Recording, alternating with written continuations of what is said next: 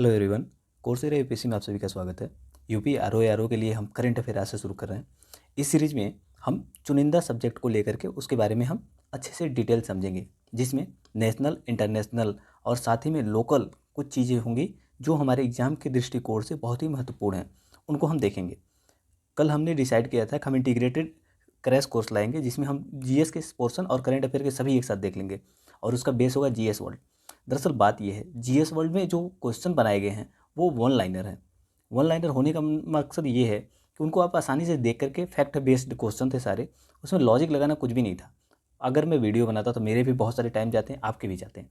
तो मुझे नहीं लगता कि वीडियो उसको आधार बना के अगर हम करें तो ज़्यादा टाइम जाएगा, मेरा भी जाएगा, आपका भी जाएगा। तो हम टाइम सेव करना ही हमें ज़रूरी है।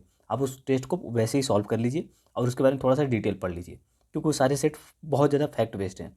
करंट अफेयर उसमें कुछ खास नहीं थे, तो आप उसको सॉल्व कर लीजिए, आसान होगा। हम इसके लिए स्पेशल करंट अफेयर के लिए और जो भी इससे जीएस से संबंधित प्रोविजन होंगे उन सबको हम ऑर्गेनाइज करके देख लेंगे। ये टोटल 4-5 सेट में आएंगे, 5 सेट मान के चलिए, 5 सेट में आएंगे करंट अफेयर, जिसमें से आपको पूरे कवर हो जाएंगे। तो चलिए, बस इतनी सी बात थी, इसके बारे में इंट्रोडक्शन है ये। अब ये पहला पार्ट हमारा है। अगर आपको पसंद आता है तो आप अपने दोस्तों को रिकमेंड कर सकते हैं और लाइक एंड सब्सक्राइब भी कर सकते हैं। चलिए, आज का पहला क्वेश्चन देखते हैं हम, मतलब पहला क्वेश्चन अर्थात पहला टॉपिक देखते हैं। पहला टॉपिक यहाँ पे दिया हुआ है, 28 अक्टूबर 2021 को उत्तर प्रदेश का वह क्षेत्र जिसे मुख्यमंत्री योगी आदित्यनाथ द्वारा तीर्थ यात्रा घोषित किया गया था, तीर्थ स्थल घोषित किया गया था, वो कौन सा क्षेत्र है बताइए? वो है सिरो सुकूर क्षेत्र। सिरो सुकूर क्षेत्र क्यों न्यूज में था बताइए? अब पता होगा आपको, थोड़ा बहुत अगर आइडिया हो तो बताइए। सिरो सिकूर क्षेत्र क्यों इंपॉर्टेंट हो जाता है? देखिए, यहाँ एक भगवान थे, बराह, भगवान बराह। इनको यहाँ यहीं पे निर्माण प्राप्त होता, निर्माण मतलब इन द सेंस निर्माण की बात करें, जिससे इनको ज्ञान प्राप्त हो गया था और ये स्वर्ग में चले गए थे। इसीलिए ये यहाँ पे आज भी लोग अस्थियाँ जो विसर्जित करते थे, ऐसा माना जाता है कि जब वहाँ पे किसी की डेड बॉडी डाल दी जाती है तो बहुत कम समय में क्या होता है, डिस्ट्रॉय हो जाता है, नष्ट हो जाता है। इसलिए इसको आज भी धार्मिक रूप से बहुत ज़्यादा इंपॉर्टेंस है, इसका तीर्थ स्थल घोषित कर दिए हैं योगी आदित्यनाथ जी ने। बस इतनी सी बात है। सिरो सिकूर क्षेत्र क्यों इंपॉर्टेंट था, कौन से जिले में है? तो कासगंज जिले में है, यूपी का जिला है, इसलिए इंपॉर्टेंट है। आपसे मेंस में पूछा जा सकता है कि किसी क्षेत्र को तीर्थस्थल घोषित करने से क्या क्या लाभ हो सकते हैं। तो अब जल्दी जल्दी 2-3 लाभ आप सोच लीजिए। पहला, वहाँ पे घोषणा से क्या होगा लाभ? धरोहर जो होगा वो संरक्षित रहेगा। मतलब धरोहर, अगर वहाँ का जो तालाब है यहाँ पे सिरो सुकूर क्षेत्र में, वहाँ पे जो तालाब है वो संरक्षित रहेगा, उसका पुनरुद्धार होगा। मतलब जो चीज़, मान लीजिए कुछ लोगों ने वहाँ अतिक्रमण कर दिया है, उसको हटा करके फिर सही किया जाएगा। सुविधाओं का विस्तार होगा, वहाँ पे अच्छी सुविधाएं, मतलब ट्रांसपोर्ट के लिए, इलेक्ट्रिसिटी के लिए, डिफरेंट तरह के वहाँ पे सुविधाएं विकसित हो जाएंगी। रोजगार और विकास होगा उसका, मतलब इस तरह से इंटीग्रेटेड डेवलपमेंट होगा। कल्चर को भी ध्यान में रख के आप यहाँ पे देख सकते हैं, योगी जी ने कुछ इस तरीके से पोस्ट किया था। ये भगवान है वहाँ के, कौन से भगवान है? तो बराह भगवान, इन्हीं को माना जाता है। आप देख सकते हैं, ये चेहरा कोई अलग एनिमल का है, बॉडी इंसान का है, और यही वो तालाब है जहाँ पे डेड बॉडी को डाल दिया जाता है। और ऐसी मान्यता है 24 घंटे में डेड बॉडी डिस्ट्रॉय हो जाती है। चलिए, अगला हम देखते हैं। अगला टॉपिक है 25 अक्टूबर 2021 को उत्तर प्रदेश का वह शहर जहाँ से प्रधानमंत्री नरेंद्र मोदी ने प्रधानमंत्री आत्मनिर्भर स्वास्थ्य भारत योजना की शुरुआत की। ये आपसे पूछा जा रहा है, प्रधानमंत्री आत्मनिर्भर स्वस्थ भारत योजना की शुरुआत कहाँ से की गई थी? ये तो वाराणसी से की गई थी। प्रधानमंत्री आत्मनिर्भर स्वस्थ भारत योजना, ये 6 वर्ष के लिए है। ये चीज़ें थोड़ी सी इंपॉर्टेंट है, जैसे कि ये 6 वर्ष के लिए योजना है। कितने साल के लिए? 6 वर्ष के लिए। स्वस्थ भारत के लिए 4 चरणीय नीति बनाई गई है, 4 स्टेज की पॉलिसीज है। इसमें कौन सी पहली है? स्वच्छता, योग और देखभाल, जैसे गर्भवती महिलाएं हैं और जो बच्चे हैं उनकी देखभाल, एवं उच्च और बीमारी से, जो बीमारी है, उपचार और बीमारी, इन सब पे बढ़िया से संरक्षण करना, ये पहला पिलर है। और दूसरे पिलर की इसकी बात करें, दूसरा पिलर क्या है? जो वंचित वर्ग है उसको सस्ता और प्रभावी, मतलब cheap and effective health services provide कराना। जो लोग कौन से हैं? वंचित वर्ग हैं, ये चीज़ समझ लें। तीसरा पिलर क्या है इसका? तीसरा पिलर इसका ये है, स्वास्थ्य कर्मी हैं, जो डॉक्टर हैं उनके लिए, और जो इंफ्रास्ट्रक्चर वहाँ पे, जैसे कि एक्सरे मशीन, अल्ट्रासाउंड मशीन, ये सारे मशीनों को और वहाँ पे एक्सेसिबल बनाया जाए। मतलब जो लोग विकलांग होते हैं, पता है आपको, व्हील चेयर पर चलते हैं, तो उनके लिए एक्सेसिबल बनाया जाए। इन सब तरह के, एक तरह का इंफ्रास्ट्रक्चर भी डेवलप किया जाए और स्वास्थ्य कर्मियों को उनका स्किल भी डेवलप किया जाए, इसके लिए काम किया जाएगा। ये तीसरा पिलर है। इसमें चौथे पिलर की बात कर लें कि बाधाओं को दूर करने के लिए मिशन मोड रूप में काम करेगा ये, जैसे कि जिस तरह की बाधाएं आती हैं वहाँ पे उस तरीके से काम करेगा। ये चीज़ समझ में आ गया होगा। जैसे कि अब आपको पता होगा, मिशन इंद्रधनुष जो था, मिशन इंद्रधनुष, उसको क्या किया गया था, वो ट्राइबल क्षेत्र पे और रिमोट एरिया में, मतलब दूर दराज के क्षेत्रों में भी विस्तारित किया जाएगा इन योजनाओं को, जैसे कि मिशन इंद्रधनुष हो गया। इसकी घोषणा कब की गई थी, घोषणा के बारे में बात कर लें तो इसको 2021-22 में घोषणा की गई थी। 21-22 में इसकी घोषणा की, किसकी, प्रधानमंत्री आत्मनिर्भर स्वस्थ भारत योजना की घोषणा की गई 2021-22 में। और इसका उद्देश्य क्या है, सुदूर हिस्सों में प्राइमरी, सेकेंडरी और टर्सरी को हेल्थ सर्विसेज को विकसित करना। किसका उद्देश्य है, प्रधानमंत्री आत्मनिर्भर स्वस्थ भारत योजना का। ये चीज़ समझ लिया आप। इसका एक और उद्देश्य है, इसमें उद्देश्यों में सम्मिलित है अनुसंधान, परीक्षण और उपचार के माध्यम से आधुनिक पारिस्थितिक तंत्र का विकास करना। एक चीज़ आपसे इससे क्या पूछा जा सकता है, कितने मतलब कितने डिस्ट्रिक्ट में इम्प्लीमेंट किया जाएगा। देखिए 602 डिस्ट्रिक्ट में इम्प्लीमेंट किया जाएगा, और जो इसके साथ साथ जो 12 सेंट्रल इंस्टीट्यूशन है, केंद्रीय संस्थान हैं, उनमें भी इम्प्लीमेंट किया जाएगा। और critical care hospital block open किए जाएंगे। कितने, एक यहाँ पे देखें हम तो 602 डिस्ट्रिक्ट में और 12 जो सेंट्रल इंस्टीट्यूशन है वहाँ पे critical care hospital block open किए जाएंगे। इतनी सी बात ही आपको समझ में आ गया होगा। और इसके लिए क्या किया गया है कि इंटीग्रेटेड पोर्टल लॉन्च किया गया। इंटीग्रेटेड पोर्टल किस तरह से काम करेगा बताइए। इंटीग्रेटेड पोर्टल ऐसे काम करेगा कि जैसे कि मान लीजिए वहाँ पे कुछ सेवाएं होती हैं जो राज्य सरकार प्रोवाइड करती है, हॉस्पिटल होते हैं, कुछ केंद्र सरकार के होते हैं, कुछ लोकल गवर्नमेंट की होती है।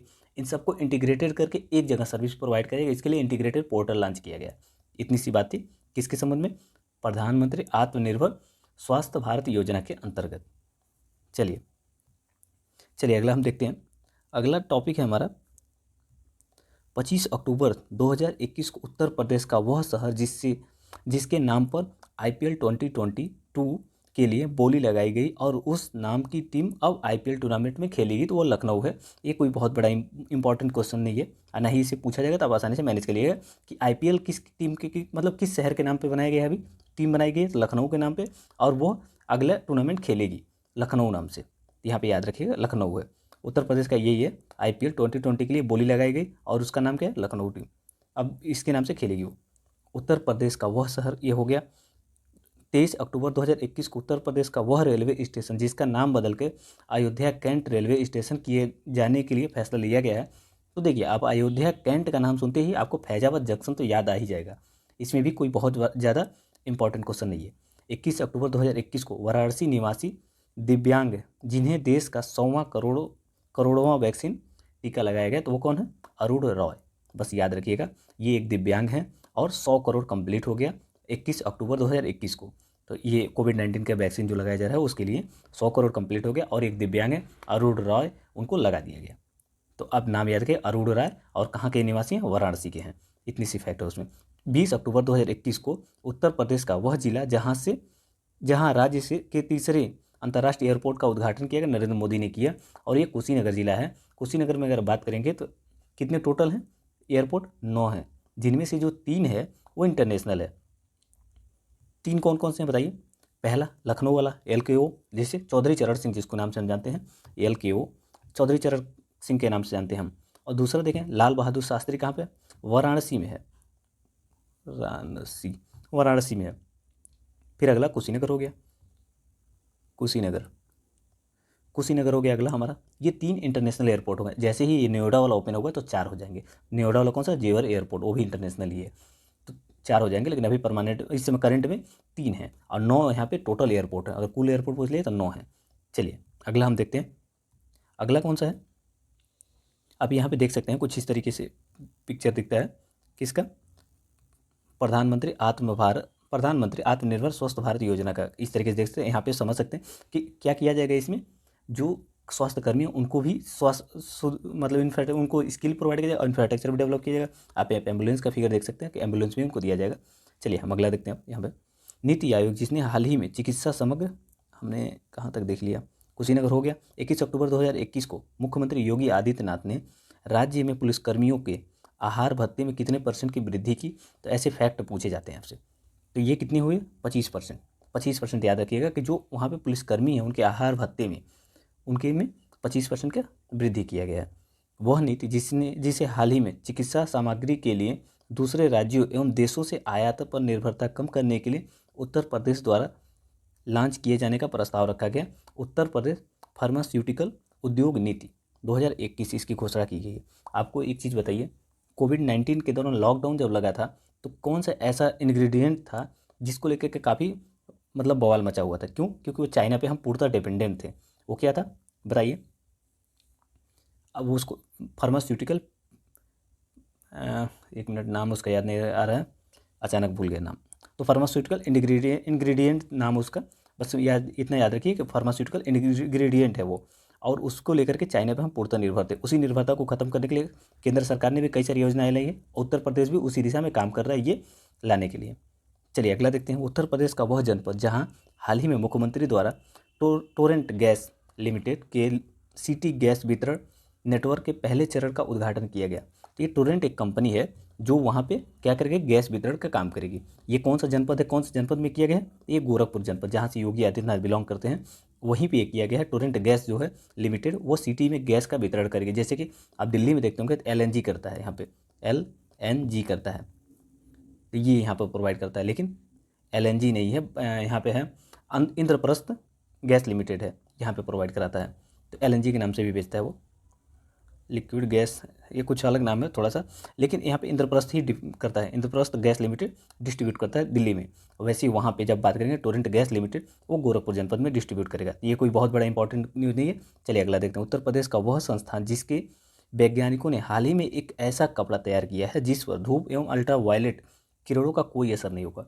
ऐसे जो कथन होते हैं ना वो अति महत्वपूर्ण होते हैं, इसके बारे में जरूर याद रखिएगा।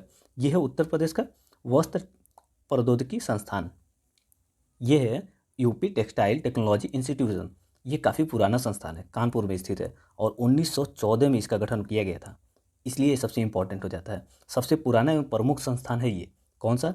उत्तर प्रदेश वस्त्र प्रौद्योगिकी संस्थान। इसको इंग्लिश में क्या कहेंगे? यूपी टेक्सटाइल टेक्नोलॉजी इंस्टीट्यूशन, जो कि कानपुर में स्थित है। ये भी पूछा जा सकता है। और किस संस्थान ने बनाया है? तो इसी ने बनाया है। और क्या बनाया है? ये एक ऐसा कपड़ा तैयार किया जिसपे धूप और अल्ट्रावायलेट किरणों का कोई प्रभाव नहीं पड़ेगा। उम्मीद आपको समझ में आ गई होगी। चलिए, इससे एक चीज़ और होगा, सन स्क्रीन जो सूर्य का जो प्रकाश होता है झुलस जाता है स्किन, उससे बचने के लिए एक क्रीम लगाया जाता है। उस क्रीम पे की उपयोगिता भी थोड़ी सी कम होगी, लोग कम यूज़ करेंगे अगर ये ऐसे कपड़े डेवलप होते हैं तो। चलिए अगला है। हाल ही में नीति आयोग द्वारा जारी की गई डेल्टा रैंकिंग में टॉप 10 में उत्तर प्रदेश के कितने जिले सम्मिलित हुए हैं? अब आपको डेल्टा रैंकिंग तो पता होना चाहिए। इसमें तो 7 जिले थे, ये तो देख ही गया। लेकिन डेल्टा रैंकिंग क्या है, ये कब से जारी किया जा रहा है, और कितने जिले टोटल इसमें सम्मिलित होते हैं, ये सब चीज़ें पता होनी चाहिए, क्योंकि इसे पूछे जा सकते हैं। देखिए, डेल्टा रैंकिंग जो है वो अति पिछड़े जिलों की रैंकिंग है। इसमें टोटल कितने जिले सम्मिलित हैं ये पूछा जा सकता है। 112 जिले टोटल सम्मिलित हैं डेल्टा रैंकिंग में, नीति आयोग जारी करता है। उत्तर प्रदेश के 7 जिलों ने काफ़ी बढ़िया परफॉर्मेंस किया था, उनको टॉप में ला दिया गया, टॉप 10 में वो आ गए हैं। और इसको 2018 से लॉन्च किया जा रहा है। 2018 से नीति आयोग जारी कर रही है डेल्टा रैंकिंग। और इसमें जो 7 जिले हैं वो कौन कौन से हैं ये पूछा जा सकता है। पहला सिद्धार्थनगर है, फिर उसके बाद देख लें तो बहराइच हो गया, फिर उसके बाद कौन सा हो गया, सोनभद्र हो गया। सोनभद्र आपको पता है कहाँ पे है? सबसे नीचे है, वो 4 राज्यों से सीमा साझा करता है। फिर श्रावस्ती हो गया, श्रावस्ती के बाद फिर कौन सा हो गया, फतेहपुर हो गया, फतेहपुर ले लीजिए। फतेहपुर के बाद कौन सा, चित्रकूट हो गया, CH कर लिए, चित्रकूट हो गया। चित्रकूट के बाद कौन सा, चंदौली है, CHANDWALI, चंदौली हो गया। इनके बारे में बस याद रखिएगा। अब चलिए अगला हम यहाँ पे देख लेते हैं। कुछ और चीज़ें देखना हो तो इनमें अगर जो है सबसे उत्कृष्ट प्रदर्शन किसने किया है, तो सबसे उत्कृष्ट प्रदर्शन चित्रकूट ने किया है। ये पूछा जा सकता है कि सबसे बढ़िया प्रदर्शन किसने किया है, तो चित्रकूट ने किया। और किन किन सेक्टरों पे, किन किन आधारों पर बनाया जाता है? पहला शिक्षा क्षेत्र में कोई बहुत बढ़िया काम कर रहा है, उसको हो गया। 6 पिलर है टोटल, इसमें पिलर भी चलिए काउंट कर लेते हैं, क्यों इसको छोड़ें। जो चंदौली यहाँ पे चित्रकूट है वो 6 में बहुत बढ़िया प्रदर्शन किया। पहला स्वास्थ्य और पोषण के सेक्टर में कोई काम करता है तो स्वास्थ्य और पोषण के सेक्टर में ये पहला पिलर है। दूसरा क्या है, वित्तीय समावेशन, वित्तीय समावेशन में कोई बहुत बढ़िया काम करता है तो भी उसको अच्छा रैंकिंग मिलेगा। कौशल विकास में कोई बहुत बढ़िया काम करता है तो उसको भी मिलेगा। शिक्षा के क्षेत्र में कोई काम करता है तो उसको भी मिलेगा। कृषि एवं जल संसाधन के सेक्टर में काम करता है तो उसको भी अच्छा। ये 5वां पिलर है, कृषि एवं जल संसाधन। और 6वें की बात कर लें तो 6वां कौन सा है, 6वां बुनियादी ढांचा, कोई बहुत बढ़िया इंफ्रास्ट्रक्चर डेवलप कर रहा है तो उसको। ये 6 पिलर है जिनको आधार बना करके डेल्टा रैंकिंग जारी किया जाता है। इतना याद रखिएगा, नहीं सब कुछ याद होता। 6 पिलर हैं इसके, किसके, डेल्टा रैंकिंग के। इनके आधार पर क्या करती है, नीति आयोग जारी करती है। आज चित्रकूट जो है सबसे उत्कृष्ट प्रदर्शन किया था, फतेहपुर जो है वो 2nd रैंक पे आया था। तो ये बातें हैं। चलिए इनका बस इतने बारे में इनके बारे में इतना याद रखिएगा। चलिए अगला देखते हैं। वह ब्रिटिश अग्नेयशास्त्र यहाँ पे अग्नेय या शास्त्र हो गया, आग्नेयास्त्र कंपनी, जिसके द्वारा हरदोई में निर्मित किए जा रहे रिवा रिवाल्वर की पहली डिलीवरी लखनऊ में की गई। यहाँ रिवाल्वर थोड़ा सा हिंदी में लिख दिया है, रिवाल्वर तो हिंदी में ठीक है, कोई बात नहीं, मेरे पढ़ने में गड़बड़ हो गया। वह ब्रिटिश अग्नेयशास्त्र कंपनी जिसके द्वारा हरदोई में निर्मित किए जा रहे रिवाल्वर की पहली डिलीवरी लखनऊ में की गई, वो कौन सी कंपनी है? बेबल एंड स्कॉट है। बेबल एंड स्कॉट कंपनी है एक, जो कि यूपी के हरदोई ज़िले में अपनी एक फैक्ट्री लगाई है। ये Babel and Scott company make in India को भी प्रमोट कर रही है एक तरह से, मेक इन इंडिया। पता है कितने दिनों बाद आई है? काफ़ी लंबे समय बाद, 35 ईयर बाद फिर से वापस बैक आई है इंडिया में बनाने के लिए इसको। इसके बारे में कुछ और चीज़ देखें तो यूपी के हरदोई जिले में ये कंपनी है ब्रिटेन की, जो कि स्थापित कर रही है अपनी एक ब्रांच है, जहाँ पे ये मैन्युफैक्चर करेगी, किसके लिए? रिवाल्वर्स को मैन्युफैक्चरिंग करेगी यहाँ पे। फायर्स आर्म्स बनाने वाली ये प्रथम विदेशी कंपनी है। इसके पहले कोई कंपनी नहीं बनाती थी जो राइफल वगैरह बनाई और विदेशी कंपनी हो। इसके पहले केवल भारतीय कंपनियां बनाती हैं। आपको पता है कुछ समय पहले भारत में क्या हुआ था, यहाँ पे इसको थोड़ा उदारीकरण के माध्यम से जो डिफेंस वाले इक्विपमेंट होते हैं उनको प्राइवेट कंपनियाँ भी बना सके, उनको थोड़ी सी सहूलियत दी गई थी। उसी के माध्यम से ये पहला है जो भारत में विदेशी कंपनी है जो आकर के राइफल बना रही है। लखनऊ की एक कंपनी है, लखनऊ को कंपनी कौन सी है? सयाल ग्रुप्स है, उसके साथ समझौता किया है। सयाल ग्रुप है, दोनों मिल करके आपस में एग्रीमेंट एमओयू के माध्यम से दोनों एक दूसरे से मिले हैं और इसका निर्माण करेंगे। चलिए हम अगला देखते हैं। इसमें अगला टॉपिक दिया हुआ है यहाँ पे हमारा। अब यहाँ देखिए अगला टॉपिक, वह योजना जो हाल ही में उत्तर प्रदेश के किसानों को सशक्त बनाने हेतु मुख्यमंत्री द्वारा शुरू की गई थी, वो कौन सी योजना है? यहाँ पे तो नाम दिख रहा है, आत्मनिर्भर किसान एकीकृत विकास योजना। ये तो आप यहाँ पे समझ रहे होंगे, आसान है, समझ गए, बढ़िया है। लेकिन इसके बारे में अगर कुछ और डिटेल देखें तो कब लॉन्च किया गया था? तो 30 सितंबर को लॉन्च किया गया था, 2021 को, 30 सितंबर 2021 को लॉन्च किया गया था। 2725 FPO फार्मर प्रोड्यूस ऑर्गेनाइजेशन गठित किए जाएंगे। इसे गठित करने से क्या लाभ होगा बताइए?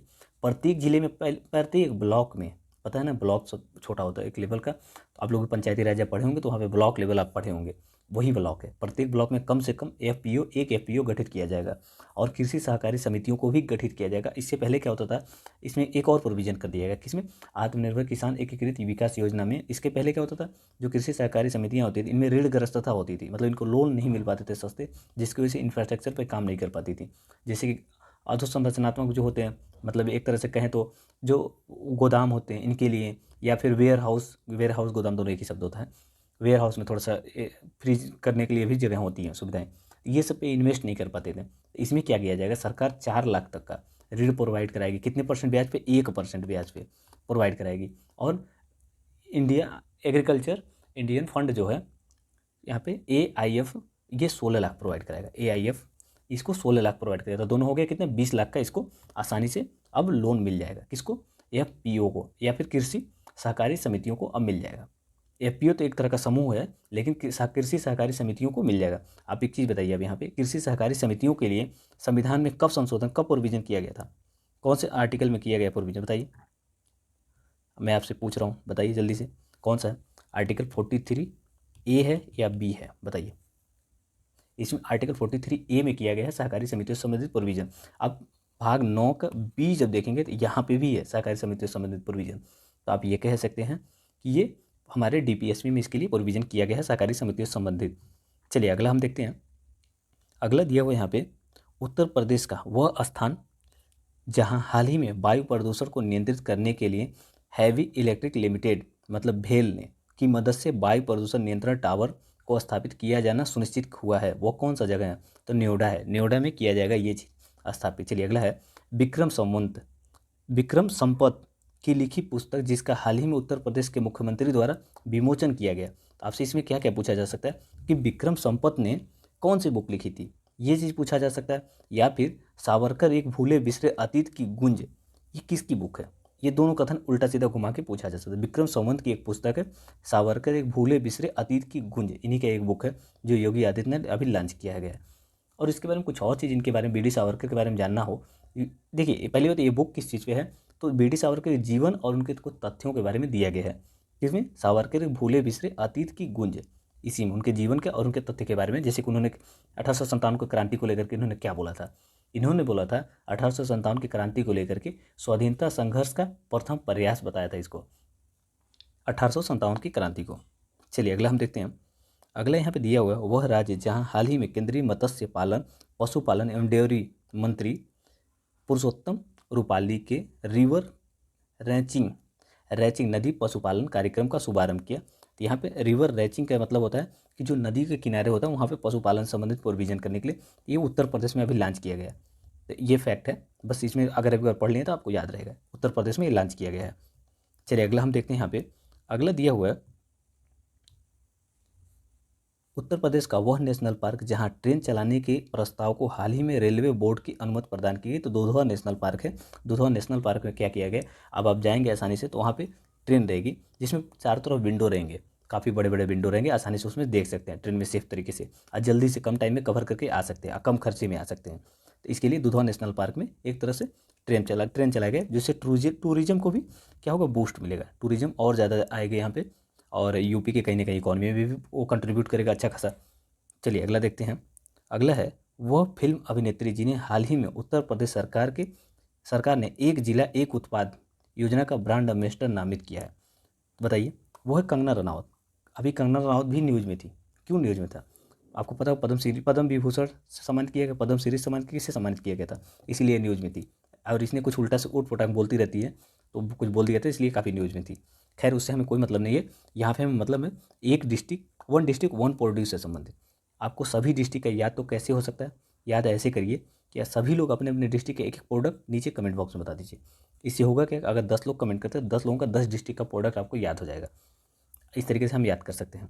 चलिए मैं अपनी डिस्ट्रिक्ट का सबसे पहले शुरू कर देता हूँ कि जो केला होता है ना, केला उसके जो फाइबर होते हैं उससे जो प्रोडक्ट बनाया जाता है वो मेरे डिस्ट्रिक्ट का है। आप बताइए वो कौन से डिस्ट्रिक्ट का है जहाँ केले का फाइबर बनाया जाता है। केले के फाइबर से वो ये टेक्सटाइल कपड़े वपड़े बनाए जाते हैं, बैग वगैरह बनाए जाते हैं, काफ़ी खूबसूरत होते हैं, वो मेरे डिस्ट्रिक्ट का है। अब आप लोग बताइए वो कौन सा डिस्ट्रिक्ट है मेरा। वह पहला जिले वह पहला जिसे वो पहल जिसे हाल ही में उत्तर प्रदेश सरकार द्वारा राज्य की महिलाओं की सुरक्षा, सम्मान और स्वावलंबन के लिए मिशन शक्ति चरण 3 के तहत शुरू किया गया। निर्भय पहल है, इसके तीसरे चरण को शुरू किया गया, निर्भय पहल को। अगर मैं आपसे कहूँ ये निर्भय पहल क्या है, तो बताइए। ये निर्भय पहल ये है कि महिलाओं में उद्यमिता और कौशल को प्रोत्साहित करने के लिए इसको तैयार किया गया, मतलब एक तरह से पहल शुरू की गई है। इसमें क्या होगा कि निर्भय फंड से वित्त लिया जाएगा। निर्भय फंड तो आपको पता होगा, जो दिल्ली वाला कांड हुआ था उसके बाद निर्भय फंड का गठन किया गया था, महिलाओं के सशक्तिकरण से संबंधित इस फंड का यूज किया जाएगा। ये सब चीज़ें जानते हैं आप, इसको बताने की जरूरत नहीं है। इसमें ये होगा कि प्रत्येक जिले में लगभग कितने 1,000 1,000 मतलब 1,000 प्रत्येक जिले से। यूपी में कितने जिले हैं आपको पता है? 75 जिले हैं, 75 डिस्ट्रिक्ट हैं। अगर 1,000 सभी जिलों को अब महिलाओं को क्या किया जाए, किट दिया जाएगा एक तरह से, तो इससे कितने कितने लोगों को टोटल दिया जाएगा? 75,000 महिलाओं को प्रोवाइड करा दिया जाएगा। अगर एक जिले की 1,000 महिलाओं को करा जाए तो 75,000 महिलाओं को दिया जाएगा, ये किट वितरित किया जाएगा इसके माध्यम से। और स्टेट MSME डिपार्टमेंट जो है वो क्या करेगी, इसको इम्प्लीमेंट करेगी। पूछा जा सकता है कि इसको कौन इम्प्लीमेंट करेगा, किसको? निर्भय एक पहल, इसी को कौन इम्प्लीमेंट करेगा? तो स्टेट राज्य MSME डिपार्टमेंट इसको इम्प्लीमेंट करेगा। चलिए अगला हम देख लेते हैं। अगला दिया हुआ यहाँ पे अब हो गया, उत्तर प्रदेश के विधायक जिन्हें हाल ही में उत्तर प्रदेश विधानसभा का नया उपाध्यक्ष नियुक्त किया गया है। तो ये कौन है? नितिन अग्रवाल है। नितिन अग्रवाल को काफ़ी लंबे समय बाद इनको नियुक्त किया गया था। आप यहाँ पे नितिन अग्रवाल को देख सकते हैं। इनको 14 साल बाद नितिन अग्रवाल को क्या किया, उपाध्यक्ष के पद पर नियुक्त किया गया। तो यहाँ पे कुछ दिख रहे हैं नितिन अग्रवाल, आप इनको बढ़िया से देख सकते हैं। नितिन अग्रवाल ये हैं और इनको 14 वर्ष बाद इनको नियुक्त किया गया, किसके? उपाध्यक्ष के पद पर। तो ये कभी कभी ईयर भी पूछ लिया जाता है आपसे कि किस ईयर में नियुक्त किया गया था इनको उपाध्यक्ष, कितने दिनों बाद नियुक्त किया गया है। तो ऐसे फैक्टर थोड़े से याद रखना जरूरी हो जाता है। चलिए अगला हम देखते हैं। उत्तर प्रदेश का वह शहर जहाँ हाल ही में खादी महोत्सव एवं सिल्क एक्सपो 2021 का आयोजन किया गया, वो कौन सा शहर है? तो उसका कैपिटल यूपी का वहीं पे किया गया। ये हो गया हमारा लखनऊ। हाल ही में अगला है, हाल ही में नेशनल ग्रीन ट्रिब्यूनल ने उत्तर प्रदेश के कितने रेलवे स्टेशनों को इको स्मार्ट रेलवे स्टेशन के रूप में पहचान एवं विकसित करने के लिए नामित किया गया है। ये टोटल 7 हैं। 7 रेलवे स्टेशन ऐसे हैं जिनको एनजीटी का गठन कब हुआ था बता दीजिए? 2010 में गठन हुआ था एनजीटी का, और इसने क्या किया, यूपी के 7 रेलवे स्टेशन को इको स्मार्ट रेलवे स्टेशन के रूप में पहचान और विकसित करने के लिए नामित किया है। वो कौन कौन से रेलवे स्टेशन है बता दीजिए? फटाक से। अगर मैं बात करूँ वो कौन कौन से रेलवे स्टेशन है, तो सबसे पहला हमारा हो गया वो कौन सा है, LKO लखनऊ, उसका कैपिटल, यूपी का कैपिटल है लखनऊ, उसको LKO लखनऊ को किया गया। दूसरा बादशाह नगर है। तीसरा गोरखपुर है, GKP गोरखपुर है। और तीसरा कौन सा, तीसरा गोरखपुर हो गया, दूसरा बादशाह नगर हो गया जो कि लखनऊ में ही पड़ता है, गोंडा हो गया, फिर इसका गोंडा के बाद बस्ती हो गया, खलीलाबाद हो गया, और मनकापुर, मनकापुर है एक क्षेत्र, वहाँ पे भी रेलवे स्टेशन है, उसको भी किया गया। ये टोटल 7 रेलवे स्टेशन है जिनको क्या किया करने के लिए किया गया, इको स्मार्ट रेलवे स्टेशन के रूप में विकसित करने के लिए किसने किया, NGT ने एक पहचान दी है ताकि इनको विकसित किया जाएगा इस रूप में। लेकिन इसके पिलर कितने हैं बताइए, अगर इसके पिलर की बात कर लिया जाए कि जिसके आधार पे इसको दिया जाएगा, तो हम पिलर की बात कर लेते हैं। कितने पिलर हैं टोटल इसमें, अगर देखें 7 पिलर हैं। वो सातों कौन कौन से बताइए, waste management, waste management, waste management पहला पिलर है। दूसरा ट्रैक कोचेज, जो कोच होते हैं ट्रेनों के, मान लीजिए इतने बड़े बड़े कोच होते हैं यहाँ पे, उन कोचों को ट्रैक करना कि किस पोजीशन में वो खड़े हैं, तो कोच को ट्रैक करना कोचेस को, और रिमूव करना किसको, अतिक्रमण को। मान लीजिए ट्रैक जो रेलवे स्टेशन है, खूब सारी झुग्गी झोपड़ियाँ स्थापित कर ली जाती हैं, ट्रैक जो पटरियाँ होती है उसके आसपास खेत करके खेत बना लिए जाते हैं, बहुत अनेकों तरीके से क्या क्या अतिक्रमण किया जाएगा, उसको भी हटाना ये इसमें सम्मिलित है। Disposal of electric and plastic junk, जो होता है इलेक्ट्रिक वाला और प्लास्टिक के जो भी कचरे होते हैं उनको डिस्पोजल किया जाए, आसानी से निस्तारण किया जाए, सही सब निस्तारण है। Use and supply of water, जो जल है उसका कितना इफेक्टिव तरीके से यूज किया जा रहा है और कहाँ कहाँ उसकी पहुँच निर्धारित की जा रही है, ये चीज़ इसका पिलर अगला। यूज LED लाइट, आप सोच सकते हैं LED लाइट का क्यों प्रोविजन किया जाएगा, LED लाइट अब ये काफ़ी इफेक्टिव तरीके से काम करता है, कम इलेक्ट्रिसिटी कंज्यूम करता है, इसलिए यूज इलेक्ट्रिक LED बल्ब इसमें किया गया है। फिर अगला क्या है, promote solar panel, solar panel को प्रमोट करने के लिए इसमें शामिल किया गया सोलर पैनल। चलिए अब अगला हम देख लेते हैं यहाँ पे। अब हमारे लिए सबसे ज़्यादा इंपॉर्टेंट अगला ये हो जाता है कि हम इसको अन्य चीज़ों को भी समझते चलें। जैसे कि यहाँ पे अब दिया है उत्तर प्रदेश का वह जिला जहाँ नवंबर 2021 में इंटरनेशनल फूड फेयर का आयोजन किया गया। कहाँ पे किया गया था, ये वाराणसी में किया गया था। अभी एक किया जाना है नवंबर ज़िले में, तो हो गया होगा, नवंबर तो ख़त्म ही हो गया, आज 28 हो गया, आज कितना 27 है, 27 हो गया, तो ये कर हो चुका होगा। अब हो गया है या नहीं ये चीज़ आप देख लीजिएगा एक बार, लेकिन मैंने इसको चेक नहीं किया, लेकिन ये नवंबर में होने वाला था।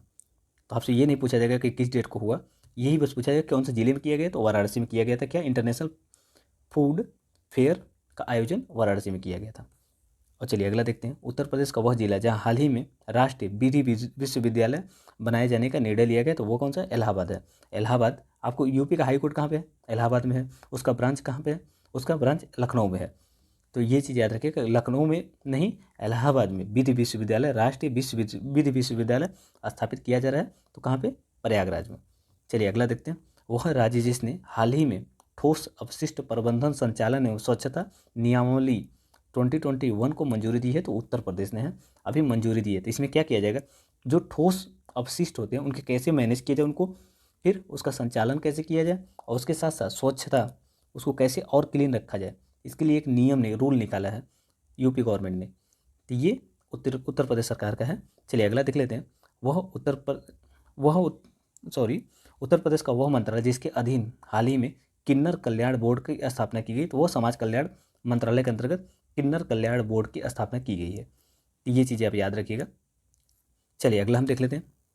अगला दिया हुआ यहाँ पे 29 अक्टूबर 2021 को सुप्रीम कोर्ट के वह पूर्व न्यायाधीश जिन्हें केंद्र सरकार ने राष्ट्रीय कंपनी कानून अपीलीय न्यायाधिकरण NCLAT का अध्यक्ष नियुक्त किया, वह कौन है, न्यायमूर्ति सेवानिवृत्त हैं ये न्यायमूर्ति अशोक भूषण। अशोक भूषण को गवर्नमेंट ने अपॉइंट किया है। तो आप लोगों से मेंस में पूछा जाता है क्या ये अपनी नियुक्ति के लिए अपने निर्णयों पर प्रभावित होते हैं न्यायाधीश, तो बिल्कुल होते हैं ऐसी चीज़ों से। आप एक न्यायाधीश का नाम बताइए जिनको अभी राज्यसभा में अपॉइंटमेंट किया गया, उनका सोशल मतलब सामाजिक तरह के रूप में, जो एक तरह से देख ले तो समाज के रूप में, समाज में बहुत बढ़िया उन्होंने काम किया, उसके दृष्टिकोण से उनको अपॉइंट किया गया था। वो कौन से हैं बताइए, मिश्रा जी हैं हमारे, दीपक मिश्रा, शायद दीपक मिश्रा ही हैं। 28 अक्टूबर 2021 को वह अभियान जिससे केंद्रीय स्वास्थ्य मंत्रालय ने कोविड-19 टीकाकरण को लेकर के खराब प्रदर्शन करने वाले जिलों में शुरुआत करने के लिए कौन सा निर्देश दिया है। देखिए, हर घर दस्तक अभियान ये निर्देश दिया है कि हर घर दस्तक अभियान मतलब घर घर जा करके उनको इंजेक्शन लगाया जाए, किसको वैक्सीनेट किया जाए, जहाँ जो जिले सबसे खराब प्रदर्शन कर रहे हैं उनके लिए। तो हर घर दस्तक अभियान किससे संबंधित है आपसे पूछा जा सकता है, तो कोविड-19 वैक्सीनेशन से संबंधित है। चलिए अगला है, वह बहुचर्चित सोशल मीडिया कंपनी जिसने हाल ही में अपना कॉर्पोरेट नाम बदल करके मेटा कर लिया, वो फेसबुक है। आप लोगों ने देखा होगा फेसबुक का अपना नया लोगो कुछ इस तरीके से है, उसका नया लोगो, इसका नाम कॉर्पोरेट नाम क्या है, मेटा।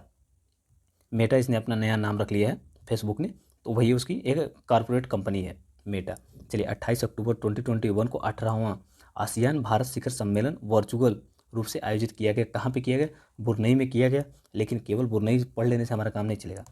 काम कैसे चलेगा, अगर हम आसियान के सभी देशों के बारे में देख लेते हैं। तो बताइए आसियान में कितनी मेंबर कंट्री हैं। आसियान में अगर मैं बात करूँ तो इसमें टोटल 10 मेंबर कंट्री हैं आसियान में। और इसका फुल नाम क्या है, फुल नाम कई बार पूछ लेते हैं, association of south east Asian nation इसका फुल नेम है। और इसके गठन कब हुआ था, 8 अगस्त को इसका गठन हुआ था। 8 अगस्त 1967 में इसका गठन हुआ था, किसका, आसियान का। बैंकॉक थाईलैंड में हुआ था। अब इसका सचिवालय कहाँ पे है, सचिवालय भी पूछा जा सकता है, तो जकार्ता में है। जकार्ता में इसका सचिवालय है। और आपसे पूछ लिया इसके मेंबर कौन कौन से हैं, तो सबसे पहले इसका हम देखते हैं, इसके मेंबर के बारे में देख लेते हैं। ऊपर से देखते हुए आते हैं इसके मेंबर कौन कौन से हैं बताइए। इसके पहले हम सबसे पहले देखें तो बुरनई है, तो बुरनई यहाँ पे दिख रहा है, बुरनई हो गया। इसके बाद कौन सा है, अब इसके बाद हम देख लेते हैं कंबोडिया है, तो कंबोडिया देख रहे हैं यहाँ पे कंबोडिया हो गया। फिर कंबोडिया के बाद कौन सा है, इंडोनेशिया, तो इंडोनेशिया इतना बड़ा सा है, नीचे दिख रहा है। इंडोनेशिया के बाद फिर बात करें लाओस की, तो लाओस यहाँ पे है। फिर लाओस के बाद देख लें अगर, तो मलेशिया यहाँ पे दिख गया। फिर म्यांमार यहाँ पे दिख रहे हैं इंडिया के बगल में। फिर म्यांमार के बाद देख लें कौन सा आ जाएगा, फिलीपींस, तो फिलीपींस को आप यहाँ देख सकते हैं। फिलीपींस के बाद कौन सा आ जाएगा, सिंगापुर, जस्ट मलेशिया के नीचे है सिंगापुर। आप लोकेशन में देखते रहेंगे तो आपको हो सकता है नॉर्थ ईस्ट और ईस्ट वेस्ट आपको अरेंज करने के लिए आ सकता है। फिर इसके बाद थाईलैंड, तो थाईलैंड जैसे देखेंगे तो आप कंबोडिया के जस्ट ऊपर और लाओस के नीचे मिल जाएगा आपको थाईलैंड। थाईलैंड के बाद फिर वियतनाम, तो वियतनाम तो आप देख ही रहे होंगे, वियतनाम कहाँ पे है, मिट नहीं गया, ढक गया है। क्यों, क्योंकि वियतनाम इधर है, वियतनाम यहाँ पे है। तो इतने सारे 10 देशों को तो आपने देख लिया। अब चलिए हम अगला देख लेते हैं। यहाँ पे अगला कौन सा यहाँ पे ऑप्शन दिया हुआ, अगला हम देखते हैं, बुरनई हमने देख लिया। अगला है 27 अक्टूबर 2021 को 27 अक्टूबर 2021 को केंद्र सरकार द्वारा नवगठित bank national bank for financing infrastructure का अध्यक्ष नियुक्त किया गया। किसको नियुक्त किया गया, केबी कामत को। आप सोचिए ये national bank for financing infrastructure का गठन क्यों किया गया होगा। अभी इसका नया गठन किया गया है 27 अक्टूबर 2021 को। केंद्र सरकार ने केबी कामत को इसका अध्यक्ष नियुक्त किया है। इंफ्रास्ट्रक्चर के सेक्टर में आप देखेंगे तो कम ही लोन मिल पाता है, बड़ी बड़ी कंपनियां कम है, बड़े बड़े बैंक जो होता है एनबीएफसी इसमें इन्वेस्ट करती है ना, तो वो कम है जो बड़े बड़े फंड दे सके। तो उसी दृष्टिकोण से इसका गठन किया गया, national bank for financing infrastructure का गठन किया गया। चलिए अगला है 26 अक्टूबर 2021 को भारतीय मूल की वह कनाडाई राजनेता जिन्हें कनाडा का नया रक्षा मंत्री नियुक्त किया गया, वो कौन है, अनीता आनंद है। अनीता आनंद को क्या किया गया, कनाडा का नया रक्षा मंत्री नियुक्त किया गया। आप याद रख सकिएगा अनीता आनंद। आप इनके बारे में देखना चाहें तो आप यहाँ देख सकते हैं अनीता आनंद को, तो ये हैं अनीता आनंद, ये इनको कनाडा का रक्षा मंत्री नियुक्त किया गया अनीता आनंद को। चलिए हम अगला देख लेते हैं। अगला यहाँ पे क्वेश्चन दिया हुआ है ऑप्शन, अनीता आनंद हो गई। अब यहाँ पे देखते हैं 25 अक्टूबर 2021 को वह फिल्म अभिनेता जिन्हें 67 राष्ट्रीय फिल्म पुरस्कार समारोह में 51 दादा साहेब फाल्के पुरस्कार से सम्मानित किए गए, वो कौन है, तो आपको ये बताना है। तो वो रजनीकांत है। आप यहाँ पे देख सकते हैं रजनीकांत को, ये है रजनीकांत को क्या मिला, 51 दादा साहेब फाल्के अवार्ड से सम्मानित किया गया। ये पूछा जा सकता है, बस कौन से नंबर का था, आप नंबर याद रखिएगा। क्या नंबर याद करना है, 94 जो अकादमिक पुरस्कार है 2022 के लिए, और इनको कौन से नंबर का प्रदान किया गया, सॉरी गलती हो गई, यहाँ पे ये चीज़ देखना है आपको कि रजनीकांत 51 है, 67 अकादमिक पुरस्कार है, 67 राष्ट्रीय फिल्म पुरस्कार समारोह है, और 51 दादा साहेब फाल्के पुरस्कार है। तो ये इनको दिया गया, 51 है दादा साहेब फाल्के पुरस्कार और 67 फिल्म समारोह पुरस्कार था। फिल्म समारोह में 57 नंबर का फिल्म समारोह पुरस्कार है, हुआ था, और 51 दादा साहेब फाल्के पुरस्कार है, मतलब 91 नंबर का 91 51 नंबर का इनको दिया गया है। 24 अक्टूबर 2021 को भारत का पहला स्वदेशी विमान वाहक पोत जिसका दूसरा समुद्री परीक्षण शुरू हो गया वो कौन सा है? तो INS विक्रांत है। INS विक्रांत का दूसरा सेकंड जो होता है वो ट्रायल कंप्लीट हो गया, शुरू हो गया, मतलब फर्स्ट कंप्लीट हो गया, सेकंड शुरू हो गया इसका। चलिए अगला हम देखते हैं। अगला दिया हुआ है, हाल ही में जारी FIFA federation of international D football association की रैंकिंग में भारत 2021 में कौन सा स्थान था? 106 नंबर पे था भारत। चलिए ये सब इंपॉर्टेंट नहीं है, अगला हम देखते हैं। तमिल भाषा की वह ड्रामा फिल्म जिसे हाल ही में 94 नंबर का फिल्म अकादमी पुरस्कार से अर्थात ऑस्कर 2020 के लिए भारत के अधिकाधिक प्रविष्टि के रूप में चुना गया है। बताइए। कुझंगल जो है इसी को सेलेक्ट किया गया था, किस लिए? 94 अकादमी पुरस्कार के लिए, ऑस्कर के लिए चुना गया है। चलिए अगला है, वह राज्य जिसने हाल ही में प्रतिदिन 15 लाख लोगों को कोविड-19 टीका लगाने के मिशन कवच कुंडल, ये पूछा जा सकता है, मिशन कवच कुंडल का संबंध किस राज्य से है? तो वो महाराष्ट्र से है। मिशन कवच कुंडल का संबंध किससे है? महाराष्ट्र से ही आपसे पूछा जा सकता है। मिशन कवच कुंडल याद रखिएगा, ये महाराष्ट्र से संबंधित है। इसका उद्देश्य प्रतिदिन 15 लाख लोगों को वैक्सीनेटेड करना है। चलिए अगला है, हाल ही में प्रधानमंत्री कार्यालय PMO में नया संयुक्त सचिव नियुक्त किया गया। ज्वाइंट सेक्रेटरी हर एक IAS का एक ख्वाब होता है कि मैं इस पद तक जाऊं, लेकिन अगर आप 21 से लेकर के 23 तक अगर एज में अगर आप IAS बन जाते हैं तो यहाँ तक पहुँच सकते हैं। वही लोग जल्दी पहुँच पाते हैं यहाँ पे, अदरवाइज वो पहले रिटायर हो जाते हैं। तो बताइए आपको कि कौन से ज्वाइंट सेक्रेटरी अभी नियुक्त हुए हैं PMO ऑफिस में? मीरा मोहंती जो हैं इन्हीं को नियुक्त किया गया ज्वाइंट सेक्रेटरी। चलिए अगला हम देखते हैं। अगला दिया हुआ है, वह देश जिसे ने हाल ही में दुनिया की पहली सेल्फ ड्राइविंग ट्रेन लॉन्च की है। कौन से देश है? जर्मनी है। जर्मनी ने पहला अपना ट्रेन लॉन्च किया जो सेल्फ ड्राइविंग के रूप में काम करती है। चलिए अगला देखते हैं। माइक्रोसॉफ्ट कंपनी के CEO जिन्हें हाल ही में ग्लोबल बिजनेस सस्टेनेबिलिटी लीडरशिप के लिए CK प्रहलाद पुरस्कार से सम्मानित किया गया। CK प्रहलाद पुरस्कार से सम्मानित किया गया कौन है? सत्य नडेला है। आप माइक्रोसॉफ्ट का नाम सुनते ही सत्य नडेला तुरंत आपके दिमाग में आ गया होगा। चलिए अगला है, केंद्र सरकार द्वारा हाल ही में राष्ट्रीय बाल अधिकार संरक्षण आयोग का अध्यक्ष नियुक्त किया गया। किसको अध्यक्ष नियुक्त किया गया? किसके लिए? राष्ट्रीय बाल अधिकार संरक्षण आयोग का अध्यक्ष नियुक्त किया गया प्रियंका कानूनगो को राष्ट्रीय बाल अधिकार संरक्षण आयोग का अध्यक्ष नियुक्त किया गया। चलिए अगला है, अगला दिया हुआ है, राजस्थान की वह 20 वर्षीय युवती जो हाल ही में एक दिन के लिए भारत के ब्रिटिश उच्चायुक्त बनी, तो कौन है बताइए? यहाँ पे था अदिति महेश्वरी। अदिति महेश्वरी के बारे में आप यहाँ पे देख सकते हैं। राजस्थान गर्ल, मतलब ये 20 साल की हैं। Spend a day as a British high commissioner to India. British का हाई कमिश्नर के रूप में इन्होंने एक दिन अपने यहाँ पे गुजारा था। अदिति महेश्वरी, अपना नाम याद रखिएगा। हाल ही में केंद्र शासित प्रदेश लद्दाख का निवास प्रमाण पत्र प्राप्त करने वाली पहली महिला बन गई। वो कौन है? फातिमा बानो, जो कि कहाँ का? लद्दाख का निवास प्रमाण पत्र प्राप्त किया इन्होंने, वो फातिमा बानो है। आपसे पूछा जा सकता है। चलिए अगला, वह राज्य जहाँ हाल ही में चुनाव आयोग ने स्मार्टफोन के माध्यम से मतदान के लिए भारत का पहला ड्राई रन आयोजन करने की घोषणा की, तो तेलंगाना ने अभी हाल ही में एक ऐप बनाया है जिसके माध्यम से आप यहाँ देख सकते हैं, Telangana develop India's first smartphone based voting solution. अब एक चीज़ बताइए, आप मेंस में पूछा जाता है कि हम अपने वहाँ वोटिंग जो रेशियो होता है उसको इंक्रीज करने के लिए कौन कौन से इनोवेटिव आइडिया ले सकते हैं। उसमें आप एक चीज़ वोटिंग सिस्टम को सोल्यूशन के रूप में बता सकते हैं। इससे क्या होगा कि कुछ ऐसे वर्ग होते हैं जो एक्सेस नहीं कर पाते हैं अपने वोटिंग राइट्स को। इसमें क्या होगा, जैसे कि कोई डिसेबल पर्सन है या फिर सीनियर सिटीजन है या फिर किसी बीमारी से ग्रसित मतलब इंसान है, वो नहीं जा पाते। ऐसे लोगों को क्या होगा, उनके वोटिंग राइट्स मिल जाएंगे। तो ये बहुत अच्छा एक इनिशिएटिव है स्मार्टफोन बेस्ड वोटिंग सोल्यूशन। ये काफ़ी बढ़िया है। आप इसके बारे में चाहें तो मेंस का अगर आंसर लिख रहे हैं तो वहाँ पे बता सकते हैं कि तेलंगाना की ये पहल काफ़ी अच्छी है मतलब दिशा में। चलिए अगला है, महाराष्ट्र राज्य के रायगढ़ जिले का वह उत्पाद जिसे हाल ही में भौगोलिक संकेतक मिला है। तो ये महाराष्ट्र का एक GI टैग इसको दिया गया है। वो कौन सा है? अलीबाग का मशहूर सफ़ेद प्याज। आप लोगों ने वाइट प्याज देखा होगा, वही चीज़ है यहाँ पे। इसको महाराष्ट्र का है और इसको GI टैग दे दिया गया। कहाँ का? अलीबाग का है मशहूर सफ़ेद प्याज। ये महाराष्ट्र से संबंध रखता है। आपसे पूछा जा सकता है कि अलीबाग का मशहूर सफ़ेद प्याज कहाँ से है? यूपी दे देगा तो वो गलत हो जाएगा, यूपी का नहीं है, ये महाराष्ट्र का है। चलिए, वह राज्य सरकार जिसने हाल ही में भारत का पहला ई फिश मार्केट ऐप फिश वाले लॉन्च किया। आप लोगों ने देखा होगा जब भी मार्केट में बुलाते हैं दूध वाले, तो वैसे ये फिश वाले, ये कहाँ से लॉन्च हुआ, कौन सी सरकार ने लॉन्च किया? तो असम सरकार ने। फिश वाले ऐप किसके लिए लॉन्च किया? असम सरकार ने लॉन्च किया। किसके लिए? फिश मार्केट के लिए।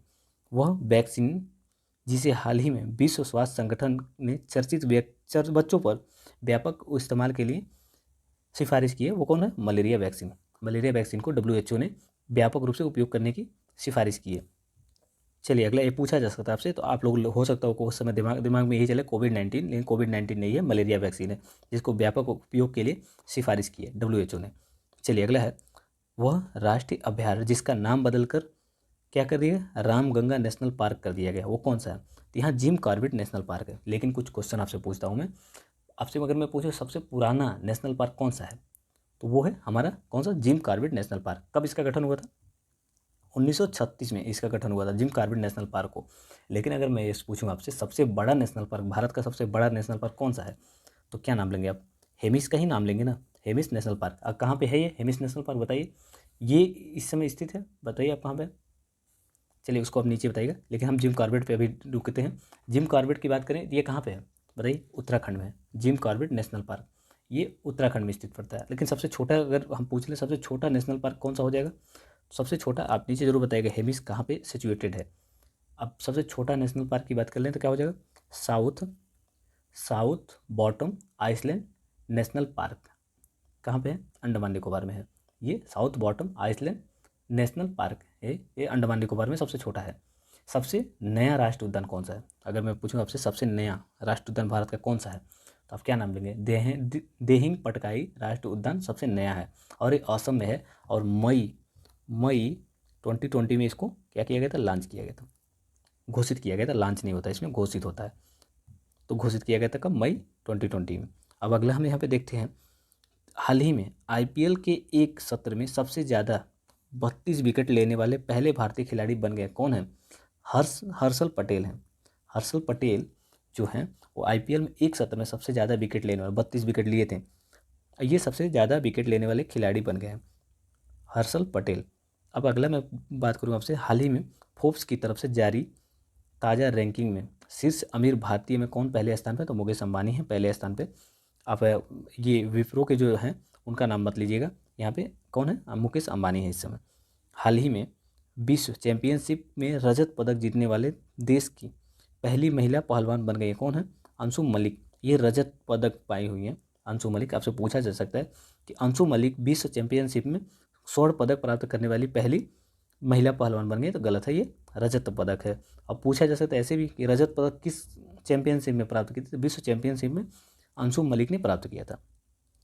चलिए अगला हम देखते हैं, यहाँ पे अगला दिया हुआ है, हाल ही में भारतीय जीवन बीमा निगम के प्रबंधक निदेशक के रूप में कार्यभार संभाला, किसने संभाला है? बीपी पटनायक ने। अब एक राज्य के मुख्यमंत्री हैं जिनका नवीन पटनायक नाम है, यहाँ बीपी पटनायक कौन बने हैं?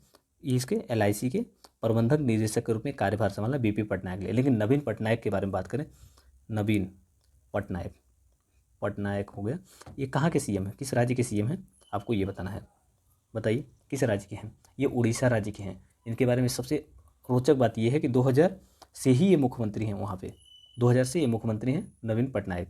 और इन्होंने 3 बुक लिखी हुई हैं, तीनों बुक बहुत इंपॉर्टेंट है, द गार्डियन ऑफ लाइफ और अ सेकेंड पैराडाइज और डेजर्ट किंगडम, ये 3 उनके बुक हैं, बुकों के नाम याद रखिएगा। चलिए अगला हम देखते हैं यहाँ पे। अब अगला हमें यहाँ पे बात करें तो बीपी पटनायक हमने देख लिया, वह मंत्रालय जिसने हाल ही में ड्रोन आधारित vaccine delivery model drone response and outreach in north east नाम से लॉन्च किया। मतलब आपसे इतना बस पूछ लीजिएगा, आई ड्रोन किससे संबंधित है, तो ये क्या करेगा? वो वैक्सीन डिलीवर करेगा। तो ये कौन से मंत्रालय ने किया है? स्वास्थ्य परिवार कल्याण मंत्रालय ने इसको लॉन्च किया है। आई ड्रोन जो है ये क्या करेगा? ड्रोन आधारित वैक्सीन डिलीवर किया जाएगा इसके माध्यम से, किसके माध्यम से? ड्रोन के माध्यम से। चलिए अगला हम देखते हैं, अगला दिया हुआ हिंदी एवं गुजराती की 300 फिल्मों और रामायण धारावाहिक में रावण का किरदार निभाने वाले वह कलाकार जिनका हाल ही में 82 वर्ष की उम्र में निधन हो गया, वो कौन थे? उनका नाम पूछा गया आपसे यहाँ पे, आप पूछना भी चाहिए क्योंकि इनका अभी डेथ हो गया। अरविंद त्रिवेदी जो हैं ये इन्हीं का डेथ हो गया अभी। तो ये याद रखिएगा, 82 वर्ष की उम्र में निधन हुआ है। और ये 300 से अधिक हिंदी फिल्मों और गुजराती फिल्मों में भी काम कर चुके हैं। रामायण में ही रावण के किरदार निभाए होते हैं अरविंद त्रिवेदी।